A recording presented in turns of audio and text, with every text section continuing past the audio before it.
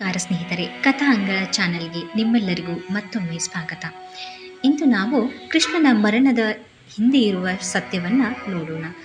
ನಾವು ಎಲ್ಲರೂ ಶ್ರೀಕೃಷ್ಣನನ್ನು ದೇವರು, ಅವತಾರ, ಮಾರ್ಗದರ್ಶಕ ಎಂದು ನೋಡುತ್ತೇವೆ. ಆದರೆ ಅವರ ಮರಣದ ಕತೆ ಕೇಳಿದರೆ ಎಲ್ಲರಿಗೂ ಶಾಕ್ ಆಗಬಹುದು. ದೇವರಾದ ಕೃಷ್ಣನಿಗೆ ಯಾಕೆ ಇಷ್ಟು ಸಾಮಾನ್ಯ ಅಂತ್ಯ?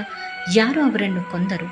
ಇದು ಕೇವಲ ಅಪಘಾತವೇ ಅಥವಾ ಕರ್ಮದ ಫಲವೇ? ಇಂದು ನಾವು ಈ ಎಲ್ಲ ಪ್ರಶ್ನೆಗಳಿಗೂ ಆಳವಾದ ಉತ್ತರ ಹುಡುಕೋಣ. ಯುದ್ಧದ ನಂತರ ಏನಾಯಿತು? ಮಹಾಭಾರತ ಯುದ್ಧ ಮುಗಿದ ನಂತರ ಧರ್ಮ ಗೆದ್ದಿತ್ತು, ಆದರೆ ಶಾಂತಿ ಇರಲಿಲ್ಲ. ಗಾಂಧಾರಿ ತನ್ನ ಮಕ್ಕಳ ಮರಣದಿಂದ ದುಃಖದಲ್ಲಿ ಮುಳುಗಿ ಕೃಷ್ಣನಿಗೆ ಶಾಪ ಕೊಡುತ್ತಾಳೆ. ನಿನ್ನ ಯಾದವ ವಂಶವು ನಾಶವಾಗಲಿ. ಕೃಷ್ಣನು ಇದನ್ನು ತಡೆಯಬಹುದಿತ್ತು, ಹೌದು, ಆದರೆ ಅವನು ತಡೆಯಲಿಲ್ಲ. ಕಾರಣ ಯಾದವರು ಅಹಂಕಾರದಲ್ಲಿ ಮುಳುಗಿದ್ದರು. ಅವರ ನಾಶ ಕರ್ಮದ ಫಲ ಆಗಿತ್ತು. ಇದರಿಂದ ದೇವರು ಕರ್ಮದ ನಿಯಮವನ್ನು ಮುರಿಯುವುದಿಲ್ಲ. ಯಾದವ ವಂಶದ ನಾಶ. ಕೆಲವು ವರ್ಷಗಳ ನಂತರ ಯಾದವರು ಸಮುದ್ರ ತೀರದಲ್ಲಿ ಮದ್ಯಪಾನ ಮಾಡಿದರು. ಮದ್ಯಪಾನದ ಪರಿಣಾಮವಾಗಿ ಸಣ್ಣ ಜಗಳ ಶುರುವಾಯಿತು.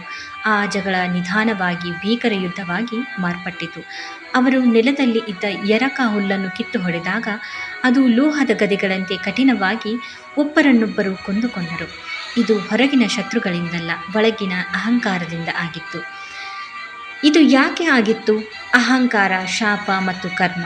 ಇದು ವಿನಾಶಕ್ಕೆ ನಾಂದಿಯಾಯಿತು. ಕೃಷ್ಣನು ಇದನ್ನು ನೋಡುತ್ತಾ ಇದ್ದರೂ ತಡೆಯಲಿಲ್ಲ.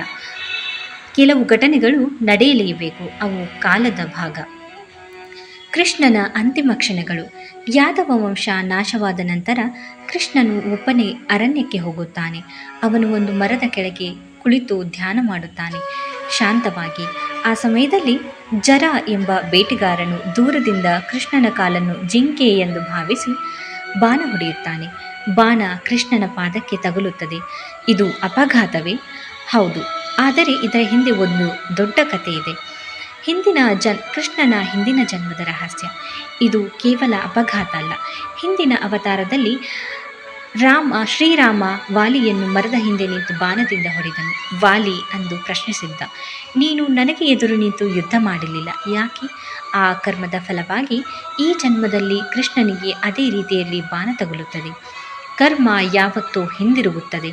ದೇವರಿಗೂ ಕೂಡ ತಪ್ಪಿದ್ದಲ್ಲ. ಕೃಷ್ಣನ ಪ್ರತಿಕ್ರಿಯೆ. ಜರ ಬೇಟೆಗಾರನು ಹತ್ತಿರಕ್ಕೆ ಬಂದು ತಪ್ಪು ತಿಳಿದು ಅಳಲು ಪ್ರಾರಂಭಿಸುತ್ತಾನೆ. ನಾನು ದೊಡ್ಡ ತಪ್ಪು ಮಾಡಿದೆ. ಆದರೆ ಕೃಷ್ಣನು ನಗುತ್ತಾನೆ. ಅವನು ಹೇಳುತ್ತಾನೆ, ಇದು ನಿನ್ನ ತಪ್ಪಲ್ಲ, ಇದು ನನ್ನ ಕರ್ಮ. ಅವನು ಜರನನ್ನು ಕ್ಷಮಿಸುತ್ತಾನೆ. ಇದರಿಂದ ಕ್ಷಮೆ ಅತ್ಯಂತ ದೊಡ್ಡ ಶಕ್ತಿ. ಅರಿವಿದ್ದವನು ದ್ವೇಷ ಹಿಡಿಯುವುದಿಲ್ಲ. ಕೃಷ್ಣನ ಅಂತ್ಯ ಒಂದು ಸಂದೇಶ. ಕೃಷ್ಣನು ನಿಧಾನವಾಗಿ ತನ್ನ ದೇಹವನ್ನು ತ್ಯಜಿಸುತ್ತಾನೆ, ಆದರೆ ಅವನ ಆತ್ಮ ಶಾಶ್ವತ. ಇದು ಒಂದು ಅಂತ್ಯ ಅಲ್ಲ, ಒಂದು ಸಂದೇಶ. ಇದರಿಂದ ನಾವು ಕಲಿಯುವ ಮುಖ್ಯ ಪಾಠಗಳು ಏನೆಂದರೆ, ಕರ್ಮದ ನಿಯಮ ಎಲ್ಲರಿಗೂ ಒಂದೇ. ಅಹಂಕಾರ ವಿನಾಶಕ್ಕೆ ಕಾರಣ. ಕ್ಷಮೆ ಜೀವನದ ಶ್ರೇಷ್ಠ ಗುಣ. ದೇವರು ಮಾರ್ಗ ತೋರಿಸುತ್ತಾನೆ, ನಿರ್ಧಾರ ಮಾತ್ರ ನಮ್ಮದು. ಹೀಗಾದರೆ ಕೃಷ್ಣನ ಮರಣದ ಹಿಂದೆ ಇರುವ ಈ ಸತ್ಯ ನೋಡಿದ ಮೇಲೆ ನಿಮಗೆ ಏನು ಅನಿಸುತ್ತಿದೆ? ಇದು ಕೇವಲ ಕಥೆಯೇ ಅಥವಾ ಜೀವನದ ಸತ್ಯವೇ? ನಿಮ್ಮ ಅಭಿಪ್ರಾಯ ಕಮೆಂಟ್ನಲ್ಲಿ ತಿಳಿಸಿ. ಮತ್ತಷ್ಟು ಇಂತಹ ಶ್ರೀಕೃಷ್ಣನ ಕಥೆಗಳನ್ನು ಕೇಳಲು ಸಬ್ಸ್ಕ್ರೈಬ್ ಮಾಡಿ. ಧನ್ಯವಾದಗಳು.